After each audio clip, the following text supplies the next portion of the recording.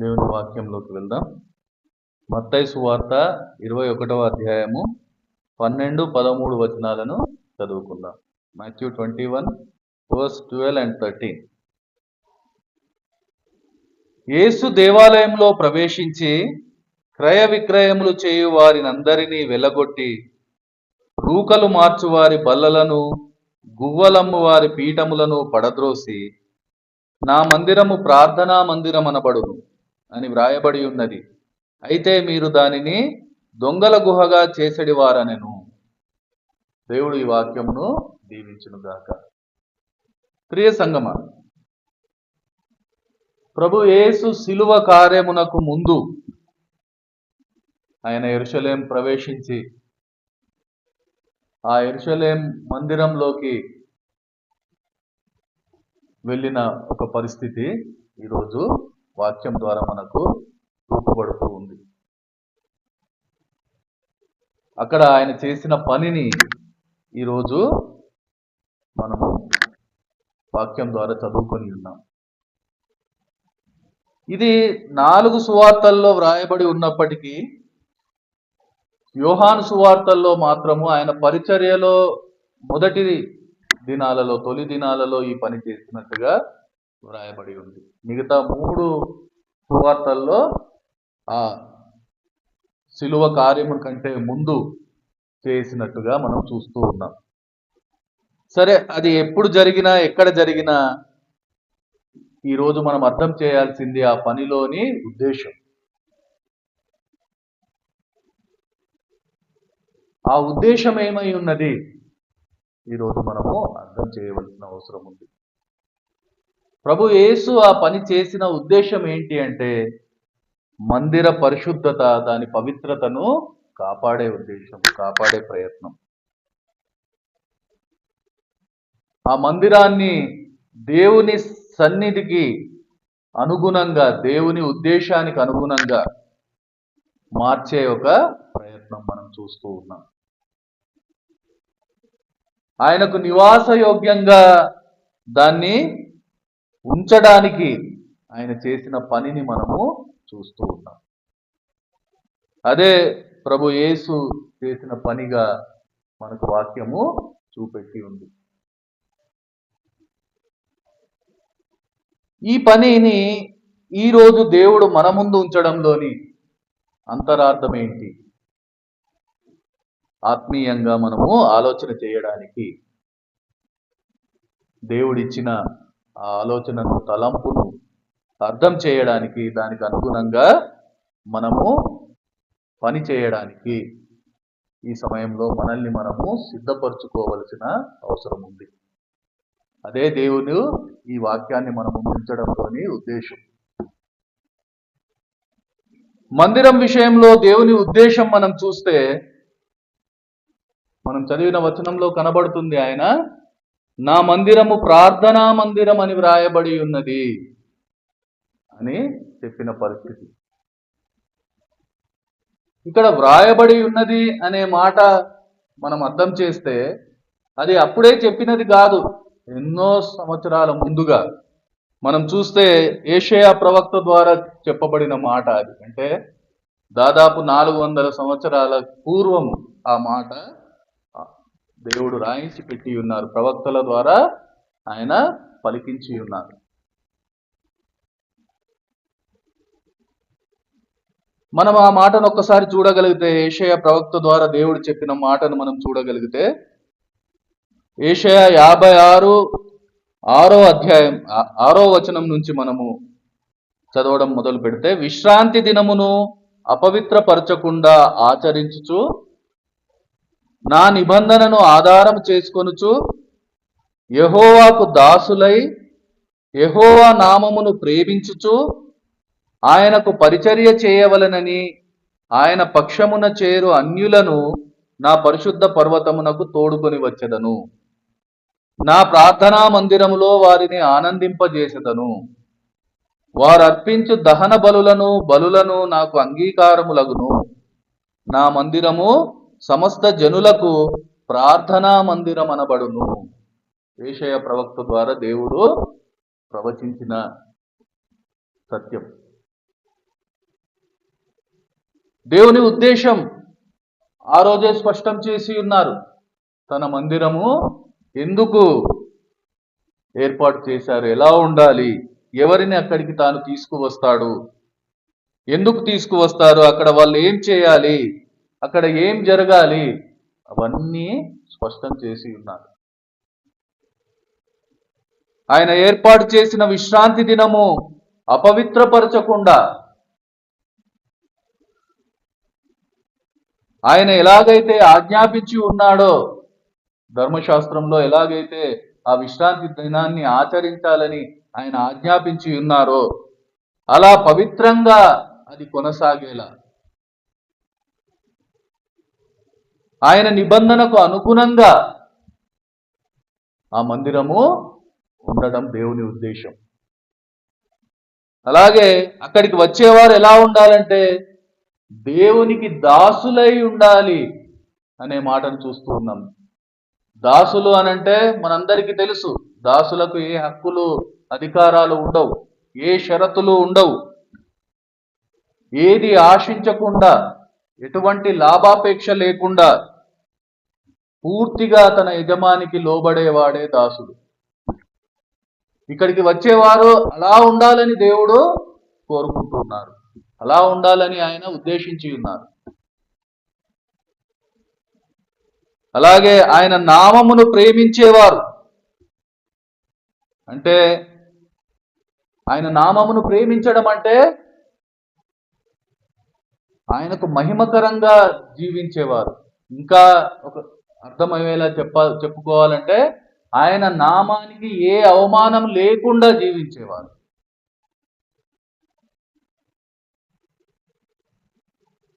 అందుకోసమే అటువంటి వారిని ఆయన అక్కడ ఏర్పాటు చేసి ఉన్నారు.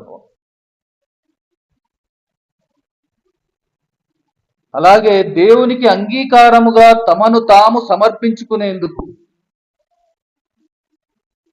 దేవునికి అంగీకారంగా అక్కడికి వచ్చేవారు తమను తాము సమర్పించుకునేందుకు ఆయన వారిని ఏర్పాటు చేసి ఉన్నారు.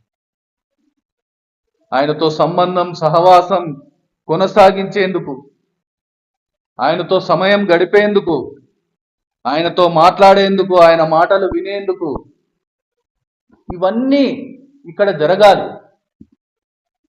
దానికోసమే ఆయన ఆ మందిరాన్ని ఏర్పాటు చేశారు. ఆ మందిరంలోకి తీసుకొని వచ్చే వారిని కూడా ఆయన ఏర్పాటు చేసి ఉన్నారు. అలాంటి వారిని నేను అక్కడికి తీసుకొని వస్తాను, అక్కడ వాళ్ళు ఆనందిస్తారు, ఆ ఆనందం మనం పొందడానికి ఆయన ఇది ఏర్పాటు చేసి ఉన్నారు. అందుకనే అది ఒక ప్రార్థనా మందిరంగా ఉండేందుకు దేవుని ఉద్దేశం అయి ఉంది.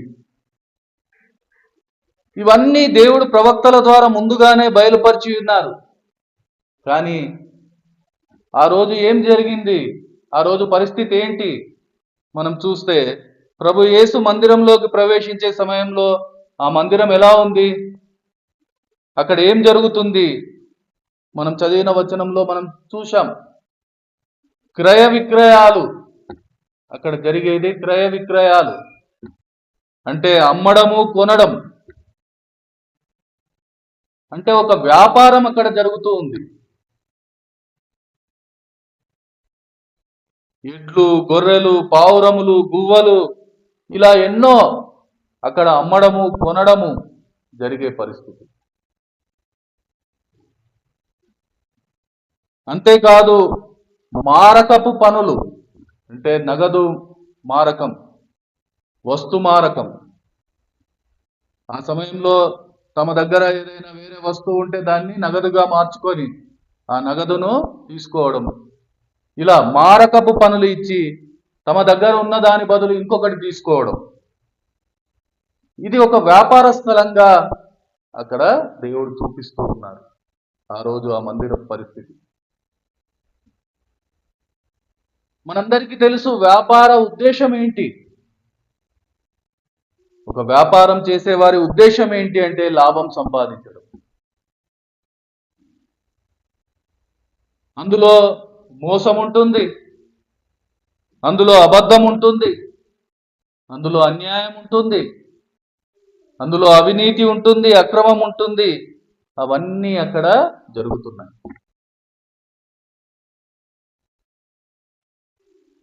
కానీ అవన్నీ ఎలా జరుగుతూ ఉన్నాయంటే ఒక ఆచారం అనే ముసుగులో,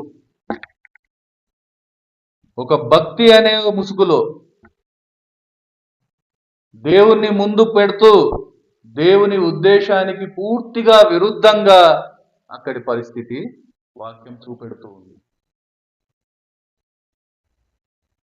అందుకనే ఆయన దానిని దొంగల గుహగా చెప్తూ ఉన్నారు. దొంగల గుహ అంటే దొంగలు తమ ఉనికిని తెలవకుండా దాచుకునే ఒక ప్రదేశం. వాళ్ళు దొంగతనం చేస్తారు, కానీ ఎవరికి తెలియకుండా ఒక దగ్గర దాన్ని దాచుకునే ప్రయత్నం చేస్తూ ఉంటారు. అంటే తమను తాము దాచిపెట్టుకునే ప్రయత్నం, తాము చేసే తప్పులు మొదలు అన్నీ దాచిపెట్టుకొని అవేవి కనిపించకుండా పైకి మంచిగా చూపెట్టే ఒక ప్రయత్నం. ఆ రోజు అక్కడి పరిస్థితి అలా ఉంది. నిజం చెప్పాలంటే ఈరోజు కూడా అదే పరిస్థితి. అందుకనే ఆ రోజు మాట్లాడిన మాటనే దేవుడు ఈ రోజు కూడా మాట్లాడుతూ ఉన్నాడు. ఆ రోజు తాను చేసిన పనిని ఈ రోజు మనకు గుర్తు చేస్తూ ఉన్నాడు. అది మనం అర్థం చేయవలసిన వారమై ఉన్నాం. ఆయన ఏం చేశారనేది మనం చూస్తే, ఆయన మందిరాన్ని పరిశుభ్రంగా పవిత్రంగా ఉంచే పని చేసినట్టుగా మనం చూస్తూ ఉన్నాం. అందుకోసం అక్కడ ఆయన ఉద్దేశానికి అనుగుణంగా లేని ప్రతి ఒక్కరిని, తన మందిర పవిత్రతను పాడు చేసే ప్రతి ఒక్కరిని బయటికి తరిమి వేసిన పరిస్థితి మనం చూస్తూ ఉన్నాం. వారి బల్లలు పీటలు అన్నీ తీసిపారేసిన పరిస్థితి, అంటే సమూలంగా దాన్ని అక్కడి నుంచి తీసివేసిన పరిస్థితి.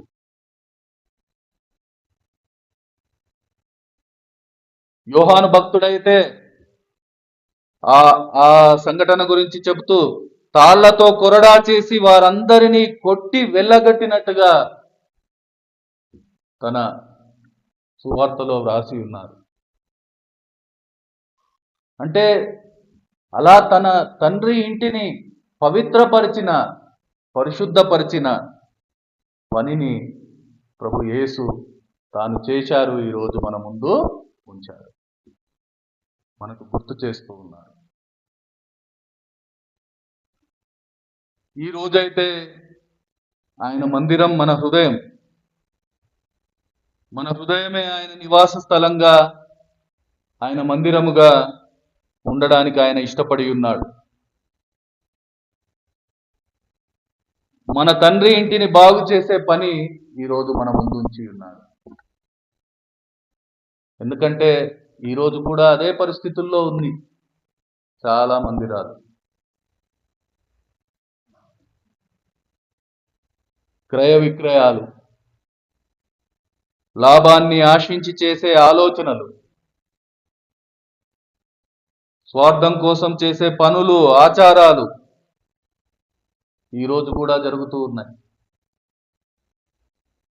మారకపు పనులు, నువ్వు ఇది చేస్తే నేను అది చేస్తా, నువ్వు ఇది ఇస్తే నేను నీకు ఇది ఇస్తా, నువ్వు నా కోరిక తీరిస్తే నేను నీకోసం ఈ పని చేస్తా అంటూ బేరసారాలు ఈరోజు కూడా జరుగుతూ ఉన్నాయి.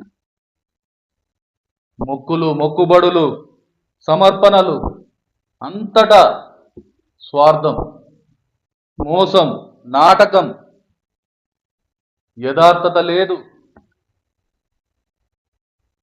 భక్తి అనే ముసుగులో దేవుని పేరు ముందు పెడుతూ వేసే వేషాలు ఈరోజు కూడా కొనసాగుతూ ఉన్నాయి. అలాంటి ఆలోచనలు, అలాంటి మాటలు, అలాంటి నిర్ణయాలు, అలాంటి పనులు ఈ రోజు కూడా ఆయన మందిర పరిశుద్ధతను, పవిత్రతను పాడు చేస్తూనే ఉన్నాయి. ఆయనకు నివాసయోగ్యంగా ఉండకుండా చేస్తూ ఉన్నాయి. అందుకనే దేవుడు ఈరోజు మన బాధ్యతను మనకు గుర్తు చేస్తూ ఉన్నాడు. అదేంటంటే మన తండ్రి ఇంటిని, అంటే మన హృదయాలను పవిత్రంగా, పరిశుద్ధంగా ఆయనకు నివాసంగా ఉంచడం. ఇది మన అందరి బాధ్యత. అంతేకాదు, ఆ పని ఎలా చేయాలో కూడా ఆయన స్వయంగా మనకు చూపించి ఉన్నారు. ఆ బాధ్యతను విస్మరించి ఆ పని చేయకుండా ఉన్న మన బాధ్యత రాహిత్యాన్ని బట్టి ఆయన అంగలారుస్తూ ఉన్నారు. మత్తయి సువార్త 8వ అధ్యాయము 20వ వచనం మనం ఒకసారి చూడగలిగితే, మాథ్యూ 8:20, ఆయన అంగలార్పు అక్కడ మనం చూడగలుగుతాం. ఆయన చెబుతూ ఉన్నారు, నక్కలకు బొరియలును ఆకాశ పక్షులకు నివాసములు కలవు, కానీ మనుష్య కుమారునికి తలవాల్చుకొనుటకైనను స్థలము లేదని ఆయన అంగలార్పు వినబడుతుంది మనకు. సంగమా, నా బాధ్యత రాహిత్యం ఆయనకు తలవాల్చుకునే చోటు లేకుండా చేస్తుంది. ఆయన ఉద్దేశానికి విరుద్ధమైన నా ఆలోచనలు, నా ఆచరణలు ఆయనను నీ హృదయం వాకిటనే నిలబెడుతూ ఉంది. ఆయన అంగలార్పు నీకు వినపడుతుందా?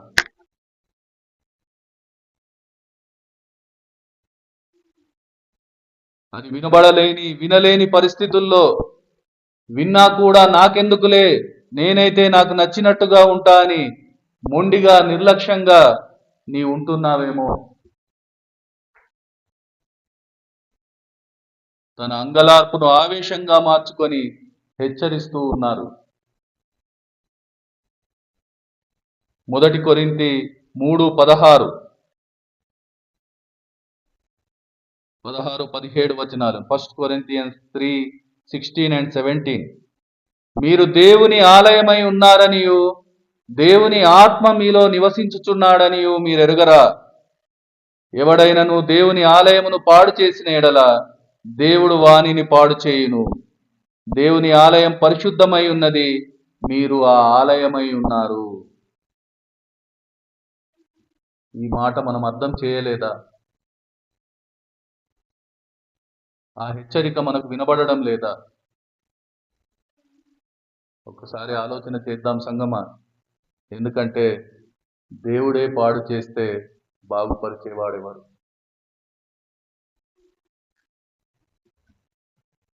భయపడదాం. ఆయన ఉండలేని పరిస్థితి ఏమై ఉంటుంది? ఆలోచన చేద్దాం. ఆయన ఉండలేని చోటు నరకం ఒక్కటే.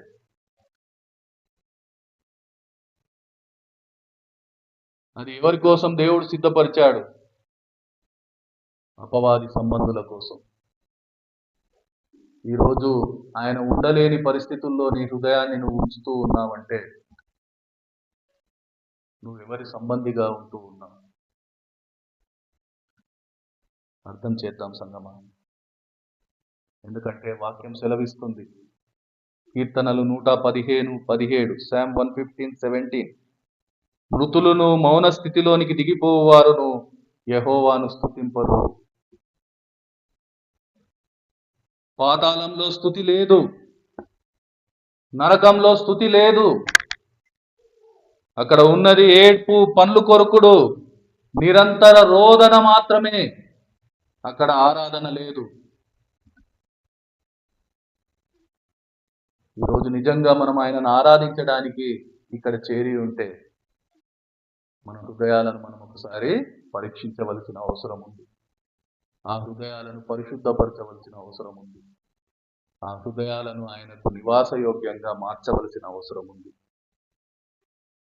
ఆయన అదే చెబుతూ ఉన్నారు, నీ హృదయము నా నివాస స్థలం, దాన్ని పరిశుద్ధం చేయి. దాన్ని నాకు అనుకూలంగా, నాకు నివాసయోగ్యంగా ఉండడానికి ఏం చేయాలో నేను చేసి చూపించాను. ఆ ప్రతి ఒక్క పరిస్థితిని నీ హృదయం నుంచి బయటికి గెంటి వెయ్యి. దాని మూలాల నుంచి దాన్ని పడద్రోసి బయటికి తీసివేయి. అవన్నీ నువ్వు చేస్తే అప్పుడు నేను అక్కడ ఉంటాను. అదే నా నివాస స్థలం, అదే నా ప్రార్థనా స్థలం, అదే నన్ను ఆరాధించే స్థలం. అక్కడే నీవు నన్ను ఆరాధించగలుగుతావని దేవుడు మనతోనే మాట్లాడుతూ ఉన్నాడు.